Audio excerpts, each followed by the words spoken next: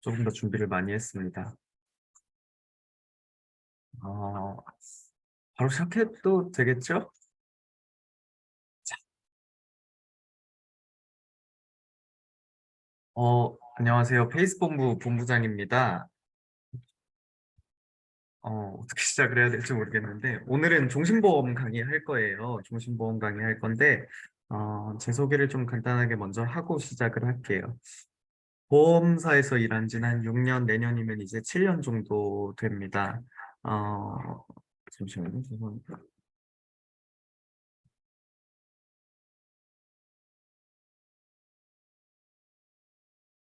네, 보험사를 입사를 이제 일반 GA 채널이나 아니면은 DB 영업하는 채널에서 시작하지는 않았고요. 신한은행 PB에서 고액자산가분들이랑 법인들 대상으로 해서 상속이랑 증여 업무를 이제 주로 하고 있었고, 관련해서 이제 종신보험이나 상속이나 증여 관련된 강의를 좀 위주로 계속 해왔던 것 같아요. 그래서 마침 지금 단기납 이슈일 때 이슈에 좀 맞춰서 강의자를 좀 수정해서 준비를 했고, 관련된 이야기들 오늘 말씀드릴 거예요. 오늘 뭐 할 거냐면요. 오래 할 거는 아니고요. 쉬는 날 저녁이기도 하니까 짧게 할 건데, 저희가 이제 보험사에서 일하면서 보험 세일즈를 할 때 주로 한 가지 토픽을 갖고 이야기를 이끌어내는 역할들을 많이 하고는 합니다. 뭐 예를 들면은 저희가 수술 관련된 얘기가 나왔든 치매 관련된 얘기가 고객하고 소통하면서 나왔든 한 30분을 그 이야기를 이제 할 수 있는 능력이 다 있으신 분들인데 이 상속이랑 증여가 보험사랑 관계가 너무 깊은데 이 이야기로 30분을 이야기를 할 수 있는 기술을 배양해내는 게 오늘 좀 강의 목표이고요. 자, 이제 이 제이어스 사업단뿐만 아니라 대부분의 많은 GA에 계신 분들이 생명보험사 전속에서 활동을 했던 게 아니라면은 손해보험사의 판매량이 더 높은 경우가 훨씬 많습니다. 그게 뭐 전혀 잘못된 거는 아닌데, 보험사에서 가장 좀 사이즈가 크다고 해야 될까요? 사이즈가 큰 이 종신보험의 판매량이 왜 낮을까 조금 생각을 해보면은 내 고객들이 뭐 돈이 없다라는 뭐 하나의 핑계가 있을 수 있을 것 같고요. 좀 나는 이거를 접할 수 있는 기회가 별로 없었다. 뭐 아니면 아예 생각을 안 하고 있다. 혹은 뭐 내가 말할 수 있는 자신 자체가 없어서 자신이 없어서 뭐 등등등 여러 가지 이유가 있을 것 같아요. 근데 이 종신보험은 정말 전략적으로 팔아야 되는 상품 중에 하나예요. 저희가 이제 보험 세일즈를 하는 이제 뭐 마켓이라고 치면 이제 고객들이 모여 있는 곳을 생각해 보면은 DB 영업을 통해서 신계약을 창출을 하기도 하고요. 뭐 개청 영업 하시는 분들도 있고 소개에 의하신 분들, 뭐 지인의 소개, 지인 영업 하시는 분들 많은데 이 종신보험은 기계약자들의 추가 계약을 이끌어내는 하나의 기술로 오늘 강의를 좀 생각해 주셔야 됩니다. 그걸 좀 위주로 알려드릴 거고, 그러면은 과연 종신보험은 왜 필요하고, 어떻게 팔아야 되고, 기고객자들을 어떻게 정리해서 그들한테 어떻게 판매할 건지 관련된 거 알려드릴 겁니다. 어, 조금 이런 이슈를 좀 먼저 알려드리고 싶어요. 그 종신보험을 팔아보신 분들은 계속 종신보험을 하나씩이라도 팔려고 하세요. 왜 그러냐면요. 솔직하게는 돈 때문입니다. 돈. 그래서 제가 어제 자료를 정말 재밌는 걸 하나 준비했어요. 내가 매달 10년 납자리 월 30만 원 종신보험을 한 건씩 판매했을 때 시뮬레이션을 엑셀로 다 돌려봤습니다. FC 수수료, 신입 FC의 수수료 기준에서 종신보험은 13회차에 보너스 수당이 나와요. 거의 모든 종신보험들이 나오는 것 같아요. 지금 시뮬레이션 돌린 거는 저희가 뭐 많이 판매하는 동양생명 종신보험 10년짜리 기준으로 해봤고, 동양생명의 그 종신보험이 수수료가 가장 높지가 않습니다. 한 중간 정도 되는 상품군 중 하나인데, 자, 13회차부터 볼게요. 13회차부터 내가 매달 30만 원 한 건씩 넣었을 때 한 1년 됐을 때는 유지수당이 한 300만 원 나와요. 그리고 36차월 정도 3년이 됐을 때는 매달 30만 원씩 내면 유지수당이 780만 원 정도가 나옵니다. 3차년 이후로는 쭉 이 정도 선으로 나와요. 아니면 이거보다 더 나오거나 합니다. 앞서 말씀드렸다시피 이 그 수수료 테이블 자체도 가장 높은 수수료 테이블의 그 종신보험이 아니라 그냥 중간 정도의 수수료인 걸로 시뮬레이션을 돌렸을 때 내가 이 시간이 있어도 혹시 목소리 계속 잘 들리시나요? 목소리 들리시면 채팅 한 번만 쳐주세요. 아, 네네, 죄송합니다. 네, 3년 이후로부터는 유지수수료가 이렇게 쭉 나옵니다. 가만히 일을 안 하고 있어도 유지수수료가 이 정도 나와요. 매달 저희 급여 명세서 그 켜보면은 자세히 보시면은 생명보험 유지수수료, 이제 손해보험 유지수수료 보시잖아요. 저희가 인카금융 서비스가 참 좋은 점 중 하나가 이제 수수료를 선지급해줘서 선지급률이 높다 보니까 이거를 받는 양이 큰 건데 이 지금 보여드리는 거는 신계약 수수료가 아니라 유지 수수료만 이 정도가 나온다. 매달 30만 원짜리 하나씩 판매했을 때인 것 같아요. 자, 그래서 오늘 뭐 알려드릴 거냐면요. 이 매달 10만 원을 10년 납짜리 월 30만 원짜리 종신보험을 쉽게 파는 걸 알려드릴 거예요. 자, 저희가 짧은 영상 하나만 좀 보고 이어나가 볼게요.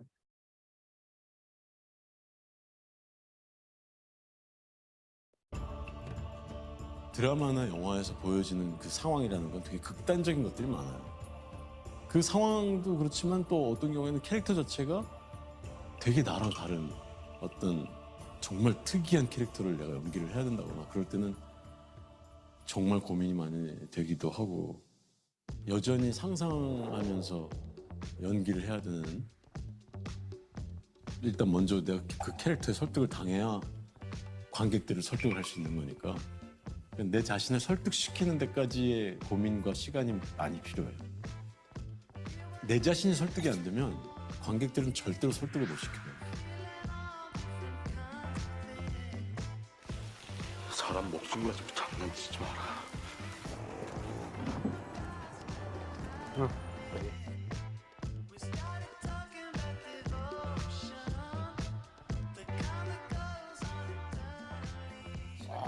저는 개인적으로는 그 김혜수 영상이 더 궁금하신 분들은 유튜브에 검색하시면은 잘 나와 있습니다.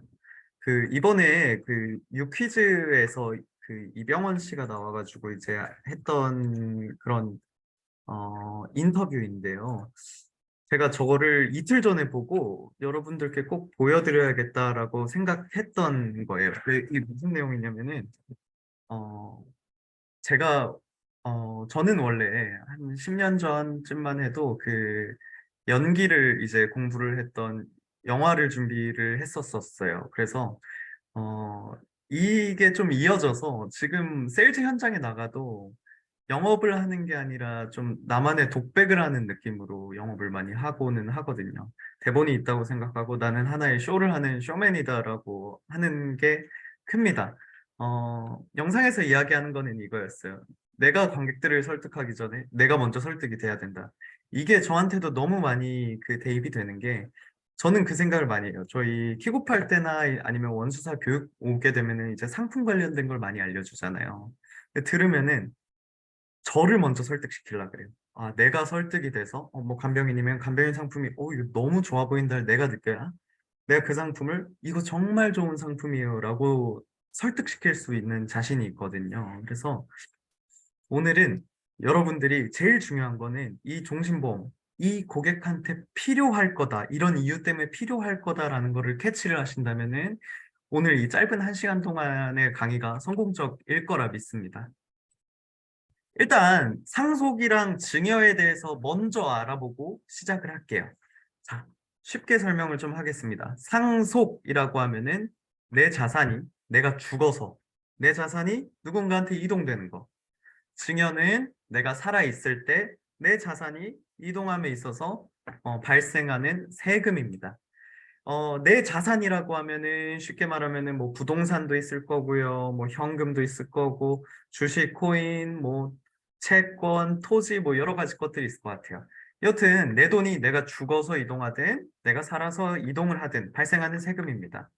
이 돈이 1억 이하일 때는 10%, 1억에서 5억까지는 20%, 5억에서 10억까지는 30%, 10억에서 30억까지는 40%, 30억 원이 넘어가면은 세율이 50%입니다.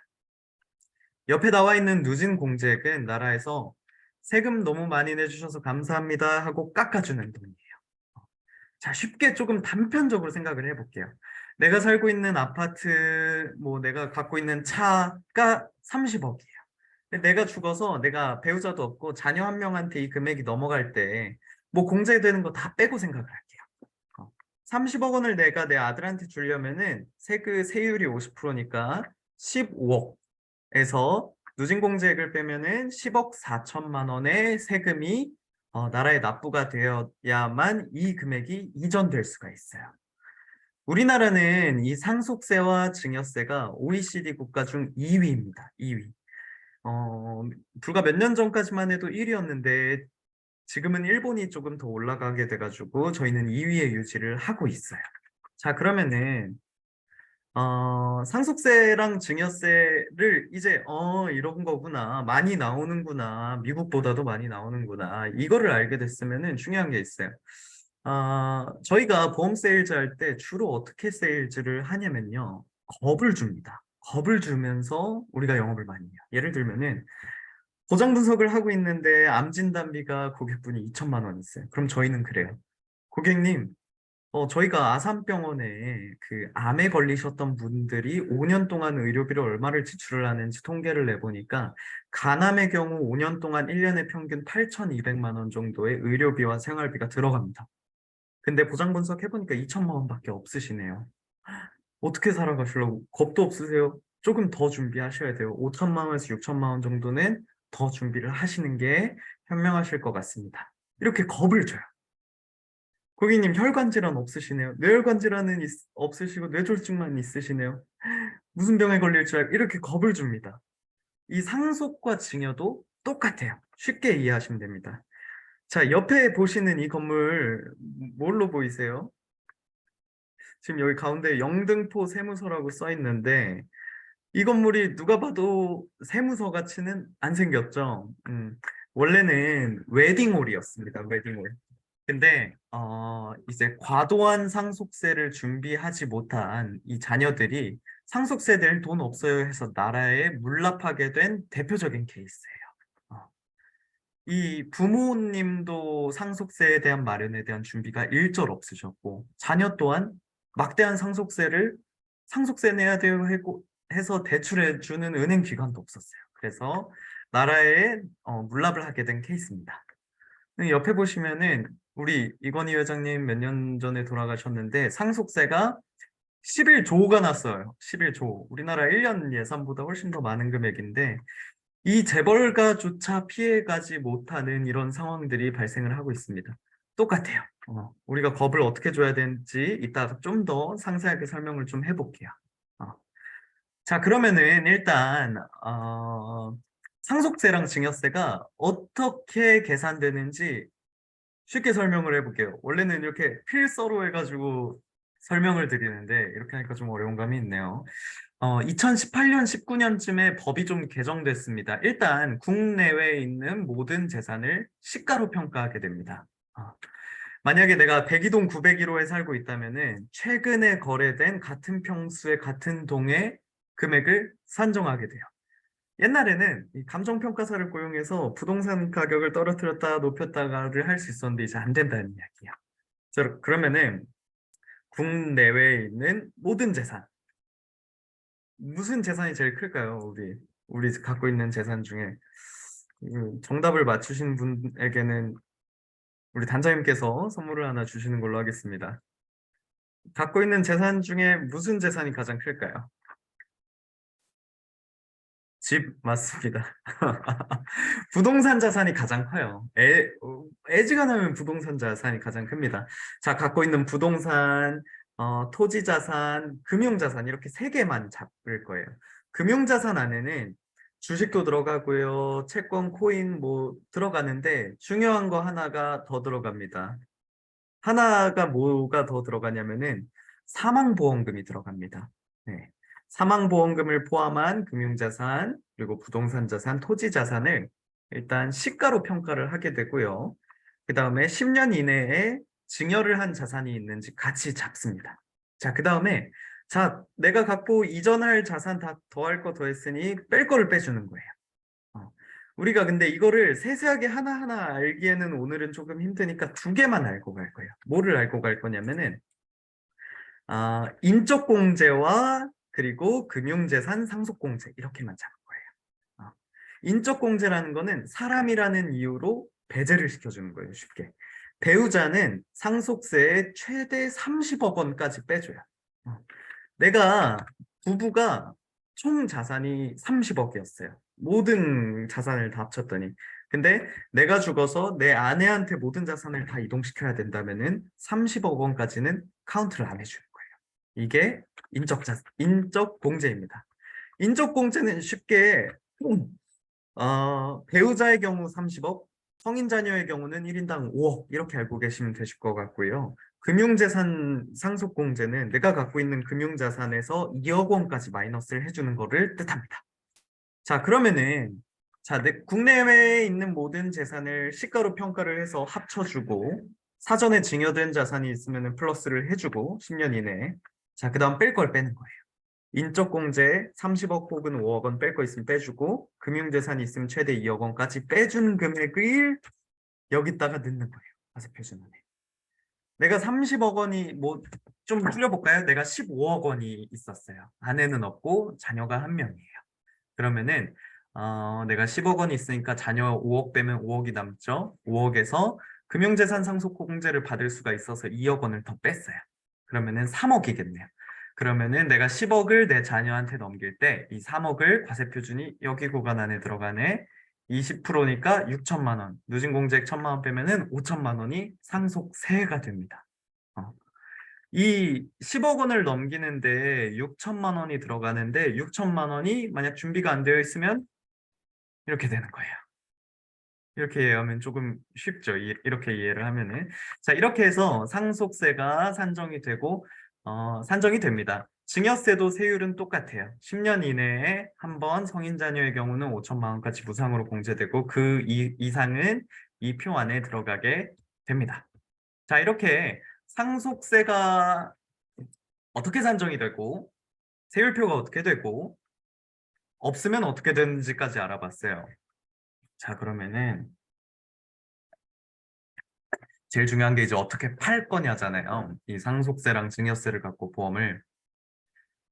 저희가 세일즈 프로세스를 보면은 거의 다 이틀 안에서 돌아갈 것 같아요. 방문 약속 잡고, 보장 분석하고, 니즈를 찾거나 심거나 하고, 제안하고, 계약하고, 소개받는 단계까지. 이거 뭐 한 번에 하시는 분들도 있고, 두 번에 하시는 분들도 있고, 세 번에 하시는 분들도 있어요. 자, 근데 이 세일즈 프로세스 안에 저희가 종신을 하나를 심어 놓을 거예요. 어떻게 심어 놓을 거냐면은 지금 여기에는 DB 영업하시는 분들 많을 것 같아요. DB 영업할 때 실제 제 종신보험 판매 사례 중 너무 많았던 게 저희가 상담을 나가게 되면 받는 정보들 여러 개 있죠. 이름도 알게 되고요. 전화번호 알고 생년월일 알고 어디서 만날지 몇 시에 만날지 뭐 정도 아는데 상담을 할 때 자택으로 상담을 가는 경우가 너무나 많습니다. 저는 꼭 자택을 상담을 들어가기 전에는 네이버에 그 자택의 실거래가를 치고 들어가요. 네. 실거래가를 치고 여기에다가 뭐 네이버에만 쳐도 요즘 너무 쉽게 나오죠. 여기다가 금융재산 한 2억 플러스 되면은 이분이 상속세가 이 정도가 되네라고 예상을 하고 들어가요. 방문 약속을 잡으실 때는 꼭 그 상대방의 거주지로 간다면은 실거래가를 좀 확인을 해주시고요. AP를 하는 방식은 너무 다 다를 것 같아요. 모든 분들이. 뭐 이렇게 포트폴리오로 하시는 분들도 있고 백지로 하시는 분들도 있는데 저는 백지로 합니다. 백지로 할 때 사망 파트를 저는 1번으로 이야기를 하거든요. 저는 1번에서 7번까지의 이야기, 7개의 토픽을 한 5분간 고객님 앞에서 이야기를 하고 나는데 사망 파트에서는 상속세를 눈앞에서 계산을 해줍니다. 아, 제가 사망 파트를 이제 설명할 때 이 이야기를 해요. 고객님, 사망을 보험으로 준비하시는 분들은 크게 두 가지가 있어요. 첫 번째는 내 자녀한테 얼마 정도의 상속을 해주고 싶은 경우에 사망보험금을 이용을 하시는 분들이 보험을 통해서 사망보험금을 준비합니다. 두 번째는 과도한 상속세에 대한 준비가 필요하신 분들은 종신보험을 통해서 사망보험금을 준비를 해드리곤 합니다. 고객님, 제가 혹시 상속세를 정확하게 계산해 보신 적은 없으실 텐데, 제가 눈앞에서 계산 한번 해드려 볼게요. 자, 부동산 자산, 지금 현재 거주하고 있으신 집, 한 7억 원에서 8억 원 정도 될 것 같네요. 맞아요?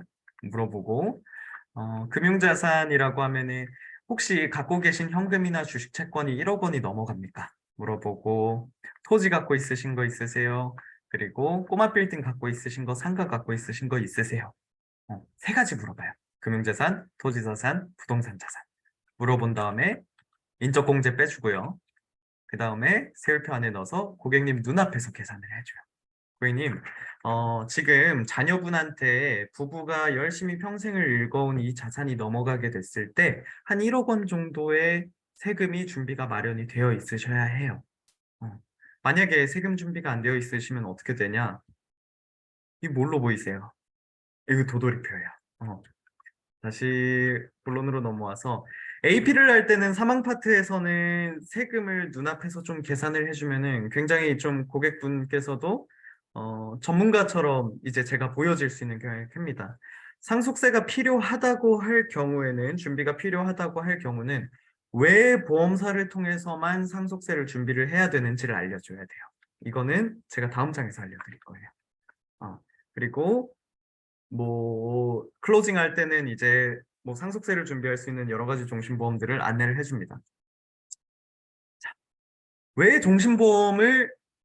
왜 상속세를 종신보험을 통해서 해야 되냐면요. 저는 그 1년에 한 번 나오는 국세청 이용 가이드를 구매를 합니다. 이게 1년에 총 책이 4권이 나와요. 하나에 한 1,500원이었나 3,000원씩 하는 책인데 이 책을 꼭 삽니다. 왜 사냐면요. 딱 한 장 때문이에요. 국세청에서도 이렇게 이야기를 합니다. 과도한 상속세에 대한 준비는 보험사의 종신보험의 사망보험금을 이용해서 준비를 하는 것이 옳다라고 써 있어요. 그거 밑줄을 치고 이제 매년 갖고 다니는데, 자, 왜 그런지 볼게요. 거의 모든 계약들이 이렇게 되어 있어요. 계약자와 피보험자가 동일한 사망보험금은 상속세 과세 대상입니다. 사망보험금이 10억 원이에요. 그러면은 이것도 금융자산 안에 들어가게 됩니다. 근데 계약자와 피보험자가 상이한 계약, 계약자가 자녀고요. 피보험자가 부모예요. 수익자가 자녀면은 사망보험금이 비과세 처리됩니다. 자, 쉽게 설명할게요. 돈 내는 사람이 자녀예요. 죽는 사람이 부모예요. 돈 받는 사람이 자녀예요. 그러면은 사망보험금이 비과세돼요. 보통 종신보험의 구조가 어떻게 되어 있냐면요. 총 납입하는 금액이 한 7억 원, 8억 원 정도 되면은 사망보험금이 10억 원에서 한 12억 원 정도 됩니다. 사망보험금보다 월등히 적은 금액을 내고 사망보험금을 가져가요. 근데 이 사망보험금이 비과세 처리가 되는 구조는 은행, 증권사, 투자사 어디서도 만들 수가 없습니다. 오로지 보험사에서만 만들 수 있는 구조예요. 그러다 보니 계약자 자녀, 피보험자 부모, 수익자가 자녀의 경우는 내가 낸 돈보다 훨씬 더 큰 돈, 세금을 준비해야 되는 금액이 10억 원이면은 5, 6억 원 갖고만 10억 원을 준비를 할 수 있는 곳은 보험사밖에 없습니다. 근데 이 구조를 활용하려면은 흠이 하나 있어요. 뭐 흠이라기보다는 자녀가 소득증빙이 돼야 됩니다. 2살짜리 아기를 계약자로 넣을 수 있어요. 가능은 합니다. 근데 소득 증빙이 안 되면은 과세 처리를 해버려요. 그래서 이거를 어떻게 하냐면요. 내 아이가 만약 20살이에요. 혹은 뭐 15살이에요. 사망보험을 이제 상속세 마련 플랜으로 들어가게 되면 보통 20년 납으로 끌고 가게 됩니다. 그럴 경우에는 만약에 10년 동안은 소득 증빙이 가능했고 10년 동안은 불가능했어요. 그러면은 10년은 과세 처리되고요. 10년은 비과세 처리됩니다. 비율에 따라서. 그래서 이 부분들 같이 활용해서 사용하실 수 있는 부분 좀 알고 계시면 좋을 것 같고, 더 중요한 거는 제가 이 강의를 하면은 가끔 좀 오해하시는 게 이 방법은 안 좋은 거야 라고 생각하시는 분들이 있어요. 계약자 피보험자 동일한 거는 상속세 부과 대상 되니까 이렇게 가입하면 절대 안 되라고 생각하고 판매를 안 하시는 분이 있는데 아닙니다. 이 방법조차도 상속세를 납입을 하더라도 이득이 훨씬 많이 되는 케이스도 너무나 많아요. 어.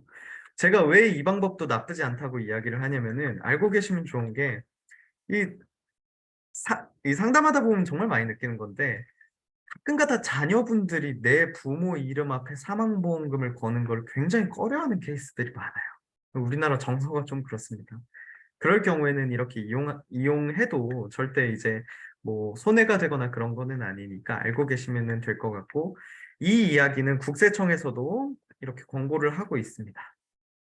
자, 그러면은 저희가 종신보험 종류가 너무 많아요.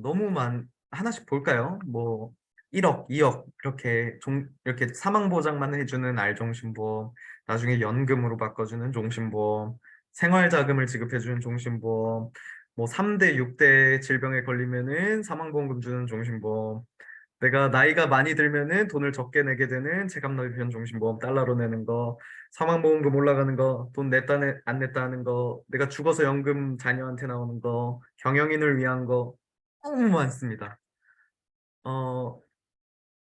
다 여러분들께서는 아실 거라고 믿고 계시는데 모든 종류의 종신보험들이 무슨 성향을 갖고 있고 어느 정도의 월납금을 유지를 하고 있는지 머릿속에 어느 정도가 있는 게 좋습니다. 그래야 상담할 때 굉장히 유리한 스탠스를 유지를 할 수가 있어요.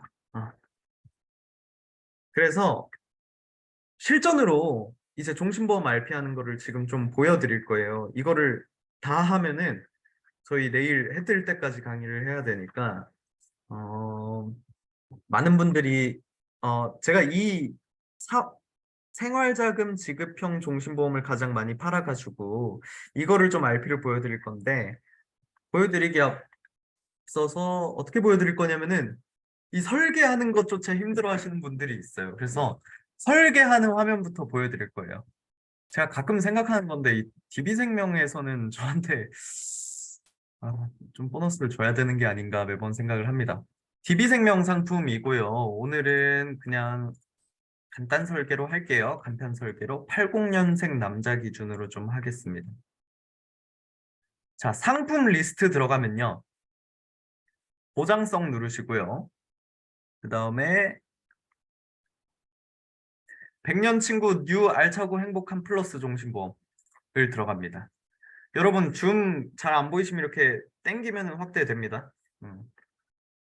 자, 주계약은 뭐 기본형이 있고 체증형이 있어요. 기본형은 사망보험금이 계속 유지가 되는 거고요. 체감형은 사망보험금이 화폐 가치에 따라서 올라감에 따라서 사망보험금도 늘어나는 상품입니다. 그러면은 뭐가 좋냐?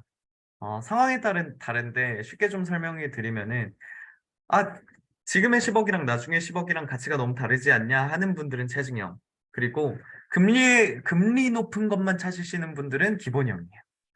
여기에 좀 숨은 진실이 하나 있는데 체증형보다 기본형이 금리가 0.25% 정도가 높게 설정이 되어 있어요. 근데 환급률을 보면은 체증형이 더 높게 나옵니다.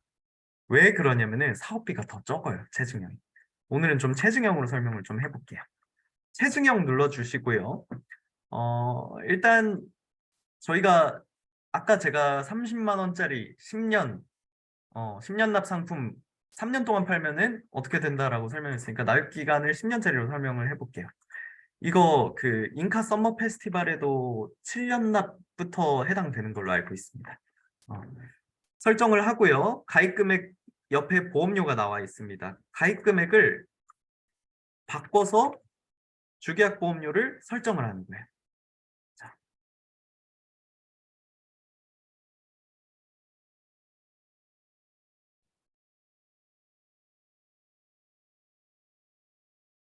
네, 4천만 원 넣으니까 30만 1,600원 나오네요.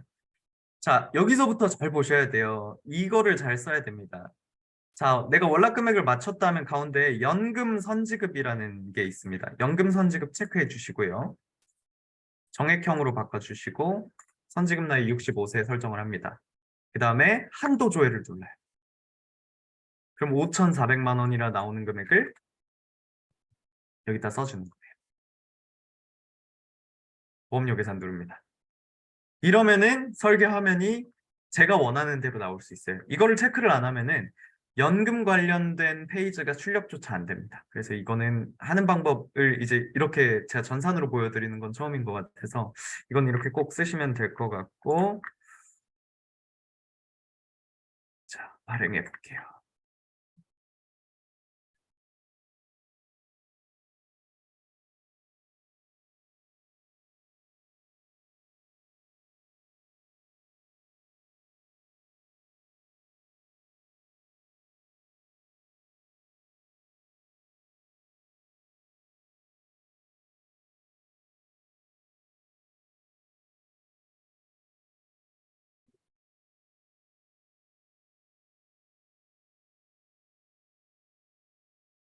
제 설계 화면이 혹시 안 보일까요?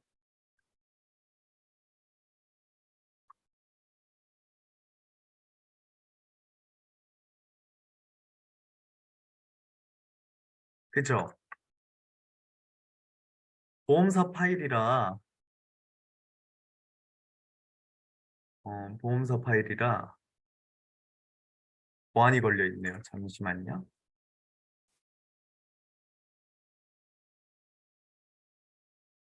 그러면은 방법이 있습니다.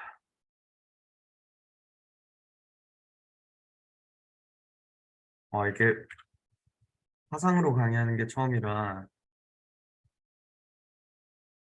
벽 보고 얘기하는 것 같아요.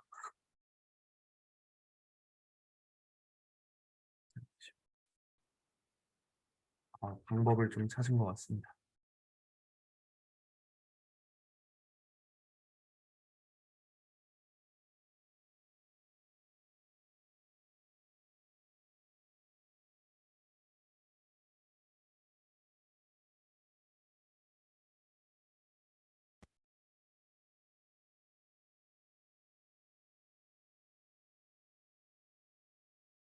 보이나요? 보이죠? 어, 자, 제가 이 설계서 화면 여러분들 많이 보시는 거죠, 항상. 제가 이거를 이제 판매하는 방법을 이제 알려드릴 거예요. 제가 지금까지 제일 많이 판매하고 제일 좋아하는 상품이에요. 아까 10년 납, 월에 30만 원, 그리고 연금 세팅까지 끝난 이제 화면이 이 화면으로 나옵니다. 종신보험 판매하러 가실 때 몇 가지 팁들이 있어요. 이거는 이 DB생명 상품뿐만 아니라 모든 상품들이 다 똑같아요. 꼭 이 첫 페이지에는 제목을 좀 크게 써주세요. 고객 입장에서는 100년 친구 뉴 알차고 행복한 플러스 종신보험 이렇게 말하면은 몰라요. 뒤돌아서면 다 까먹습니다. 그래서 저는 여기다가 대문짝만하게 어, 대가로 치고 연금 종신이라고 써서 갖고 가요. 크게. 그 다음에 이 상품을 판매를 할 때는 그렇습니다. 첫 번째 질문이 이거예요. 고객님 혹시 노후 자산 따로 준비하고 계세요? 로 스타트를 끊어요. 음. 노후 자산 준비하고 계세요? 하면 두 가지로 갈립니다. 아니요, 혹은 네. 네의 경우에는 무슨 자산이 준비하고 계세요? 하면은 국민연금이에요. 라고 하시는 분들 많아요. 국민연금 정말 얼마 안 되는 분들이 많거든요. 그래서 설명드릴 거는 제가 상속에 대한 부분과 노후 자산 두 마리 토끼를 다 잡을 수 있는 유형의 상품을 오늘 보여드릴 거예요. 제가 지금부터 보여드릴 거는 고액 자산가 분들만 가입이 가능한 그런 특이한 유형의 상품이에요. 이 상품은 다른 보험사 혹은 다른 GA에서 함부로 출력을 못 해오는 상품입니다. 왜 그러냐면요. 사망보험금을 살아있을 때 미리 주는 상품이에요. 신기하죠? 실제로도 그렇습니다. 사망보험금을 살아있을 때 주는 유형의 상품이에요.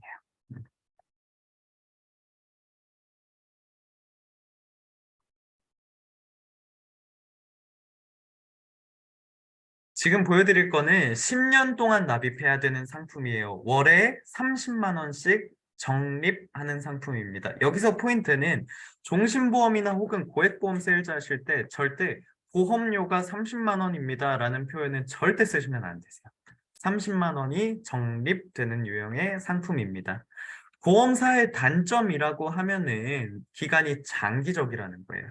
20년, 뭐 30년 이렇게 길게 갖고 가는 경우가 많은데 지금 보여드릴 거는 그런 단점들을 보완해서 10년 혹은 앞으로 판매하게 되실 5년, 7년의 기간이 짧은 유형의 상품이고요. 저희가 이 사망보험금과 이제 노후자금을 같이 준비할 수 있는데 보험사 상품이다 보니 보장도 일부 들어가게 되어요. 가입을 하고 이후까지 사망을 하게 되면 4천만 원에서 더 늘어나는 금액까지 사망보험금이 보장이 되고요. 많은 생명보험사에서는 월에 보험료를 이렇게 내면은 금액을 할인을 해줍니다. 근데 여기 DB생명의 상품의 경우는 조금 달라요. 보너스를 주게 되어요. 10년 동안 납입을 다 끝내게 되면은 보너스 509만 원을 적립금에 같이 넣어드리게 됩니다.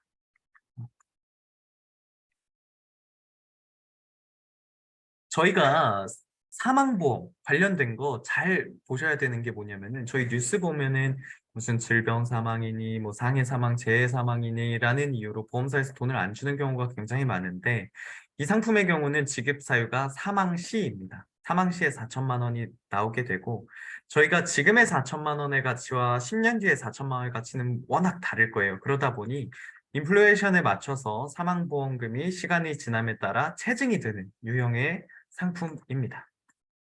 자, 우리가 사망보험금을 왜 이제 종신보험을 통해서 준비를 해야 되냐면요.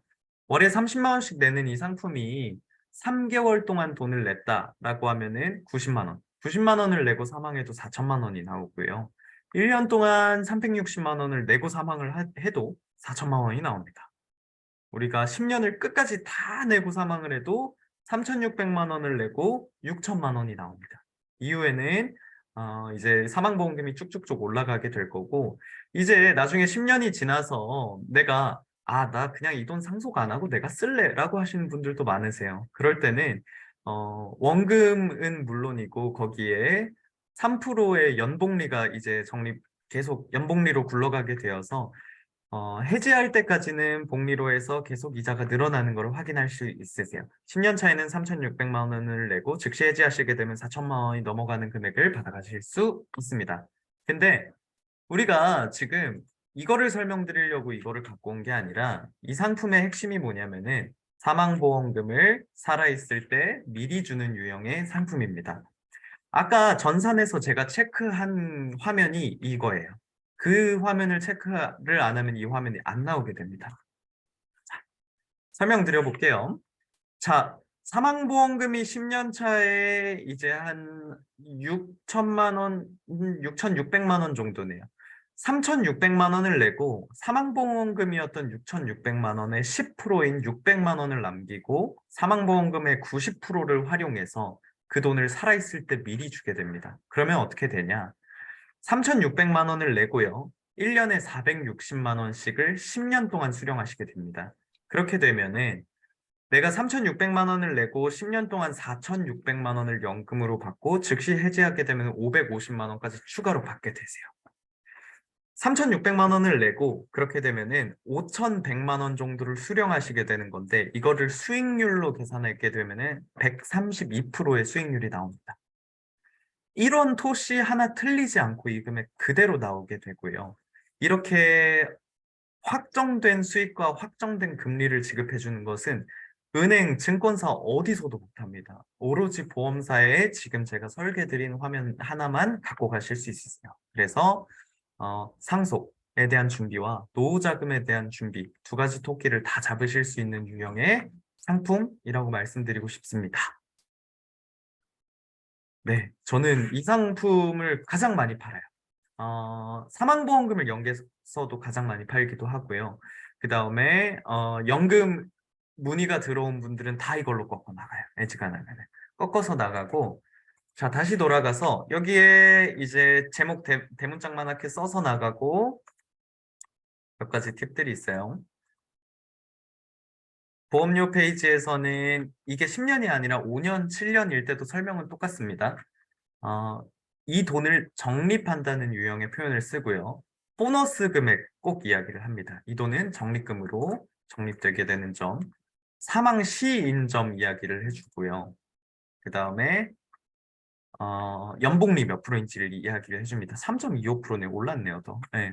그리고 3.25%는 한국은행 금리랑 같이 비교를 해줍니다. 한국은행에서 제시한 지금 금리가 2.5%인가요? 2.75%인가요? 이거랑 비교를 해주고 확정금리 인정을 이야기를 해줘야 돼요. 네. 코로나 사태 혹은 우크라이나 전쟁 때 이렇게 금리가 쭉 내려갔던 그 대상 국가들처럼 내려가는 게 아니라 나라가 어떻게 되든 내가 평생 동안 이 금리를 확정적으로 가져갈 수 있는 이점이 있습니다. 이게 단기납을 판매할 때 제일 큰 포인트일 것 같아요. 왜 그러냐면요. 저희가 단기납 종신을 판매하시는 분들은 웬만하면은 다 환급률 갖고 이제 판매를 많이 하실 거예요. 근데 5년 차에 고객님 104% 나와요. 107% 나와요. 7년 차에 뭐 110% 나와요. 솔직히 안 와닿습니다. 네. 뭐, 월납 금액을 한 2, 300만 원씩 내시는 분들은 그 정도 조그마한 차이도 되게 고마워할 수 있는데, 저희가 판매하는 단기납 종신들은 보통 이제 짜투리 돈 넣어놔라는 포인트예요. 그거를 환급률로 판매를 하시지 마시고요, 여러분. 설명을 하실 때 똑같아요. 첫 번째 장으로 와서 제목 써주시고요. 그 다음에 여기 페이지에서 적립되는 금액, 보너스 금액 설명해 주시고 저희가 단기납 판매할 때 포인트는 이거예요. 음. 은행에서 가끔 가다가 뭐 3.5%짜리 적금 냈다고 1년짜리 와 너무 좋다. 근데 은행에서도 3.5%인데 어떻게 이게 높은 거야 라고 할 수 있는데 확정금리를 연복리로 굴릴 수 있고 이거를 10년이든 30년이든 40년이든 확정금리로 굴릴 수 있는 유형의 상품이다를 강조하셔야 돼요. 네. 생각해 보면은 90년대 은행에서 판매하는 그런 예금 금리 생각하시면 될 것 같아요. 10% 가까이 나오는 금리였었죠. 그때는 사람들이 콧방귀를 꼈었는데 지금 돌이켜 생각해 보면 어마어마하게 높은 금리잖아요. 이것도 그렇습니다. 네. 3.25%가 평생 동안 지켜지고 너가 지금 내게 되는 금액을 납입 기간 동안만 이용하고 이후 동안은 계속 그 금리를 활용해서 갔다. 그리고 아까 설명했던 거는 65세에 개시를 했을 때입니다. 그때만 해도 내가 낸 돈의 뭐 한 140%까지 환급률이 나오는 거를 보실 수 있죠. 이 내용입니다. 이 수익률 계산하는 거는 제 강의 들으셨던 분들은 다들 아시겠지만 내가 낸 보험료에서 연금 받은 금액이랑 해지연금을 더해서 나눠주면은 수익률이 나오게 돼요. 보통 132% 정도 나오게 됩니다. 저는 그래서 여기다 써가요. 132%. 그리고 은행에서는 이런 걸 절대 만들 수 없고 오직 보험사에서만 가능하다라는 거를 꼭 좀 표현을 하셨으면 좋겠습니다. 10년 납 기준으로 설명을 했는데 10년 납 기준으로 설명한 이유는 10년 납이 수수료가 굉장히 잘 나옵니다. 그래서 10년 납으로 설명을 좀 드렸고요. 이거를 7년에 대입하셔도 되고 5년에 대입을 하셔도 됩니다. 다시 본론으로 좀 돌아가서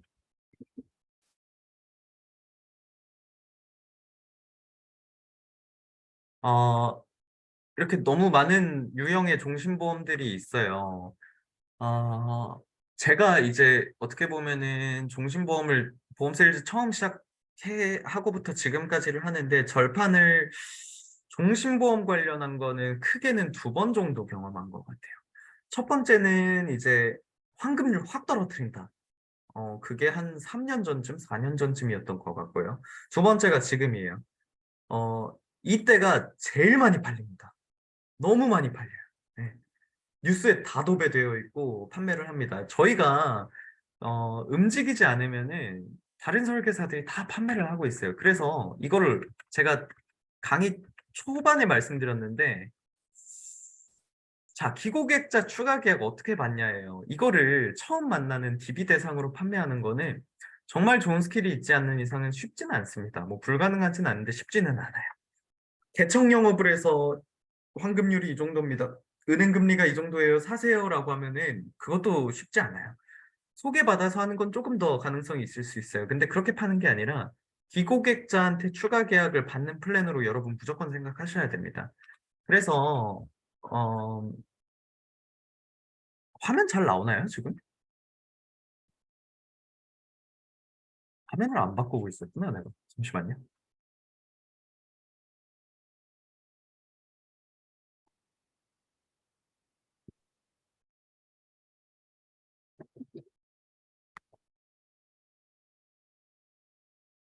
네, 잘 나오네요.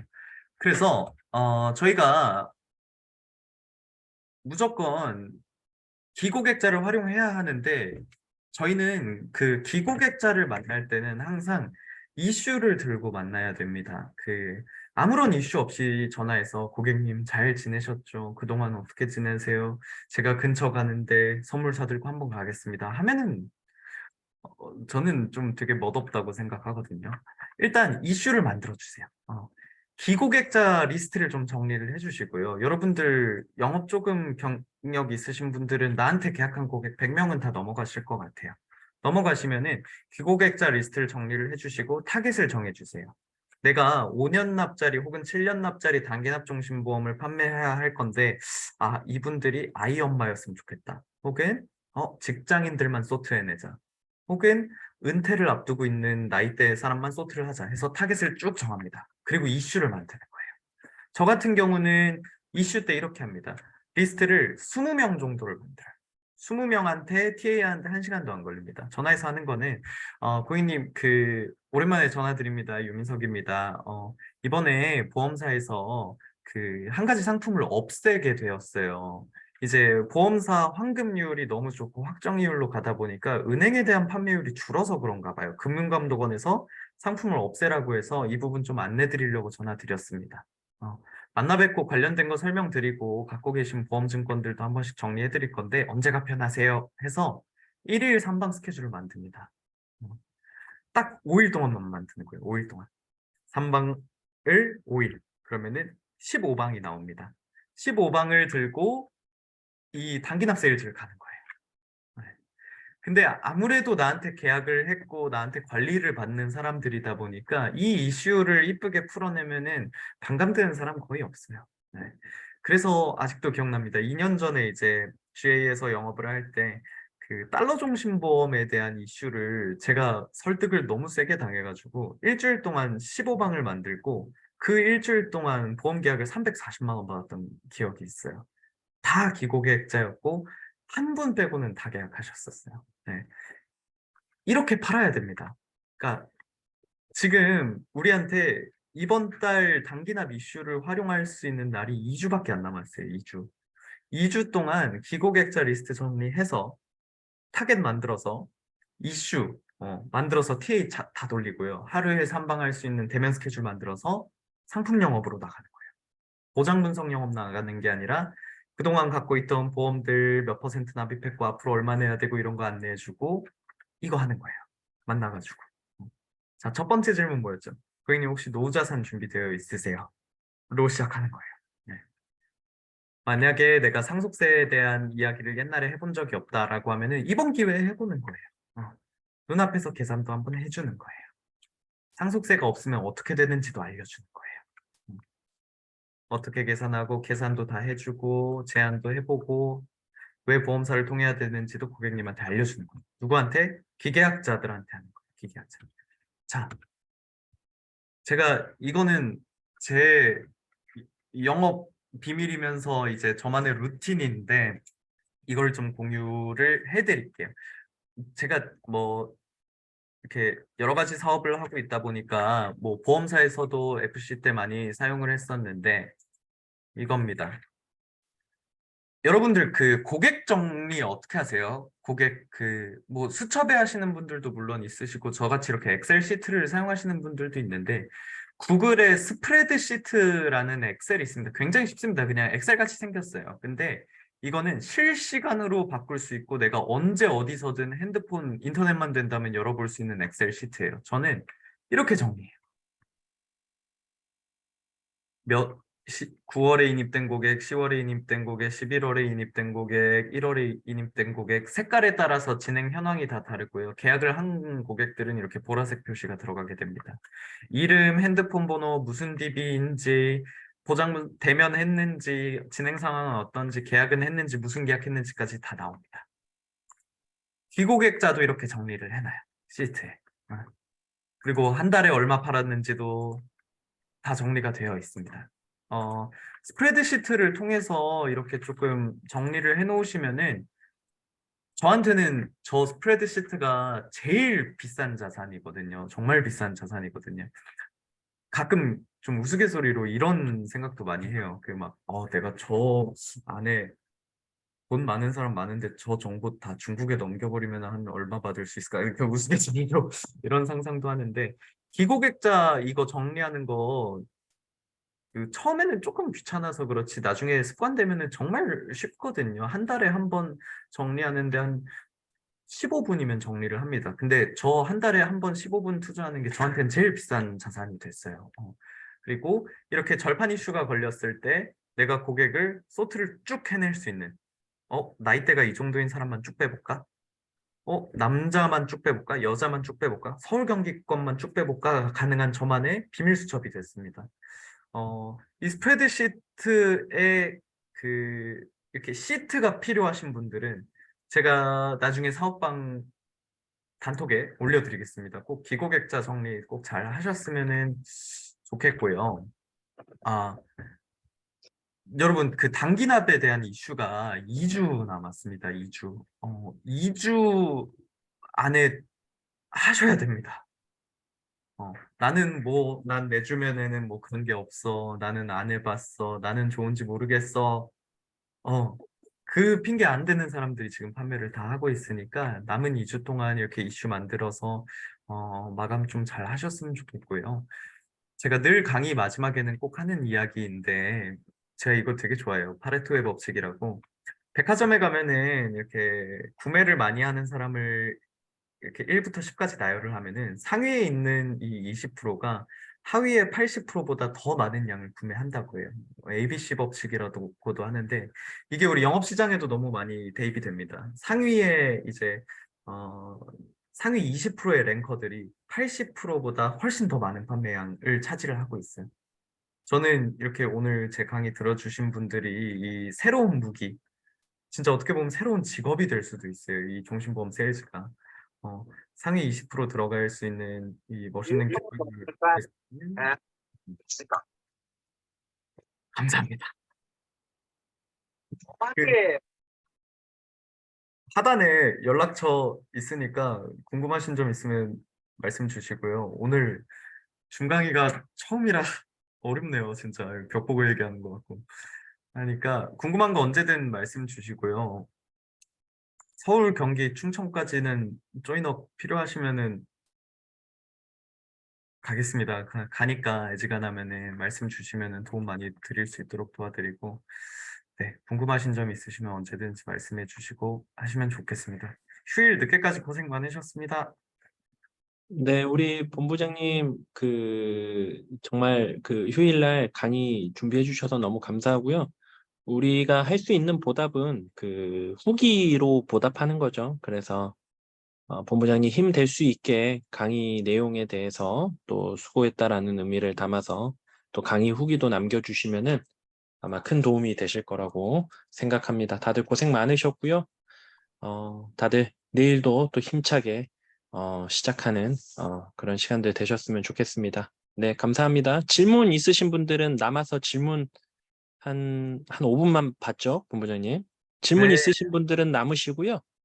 질문 없으신 분들은 이제 퇴장하셔도 좋습니다. 수고 많으셨습니다.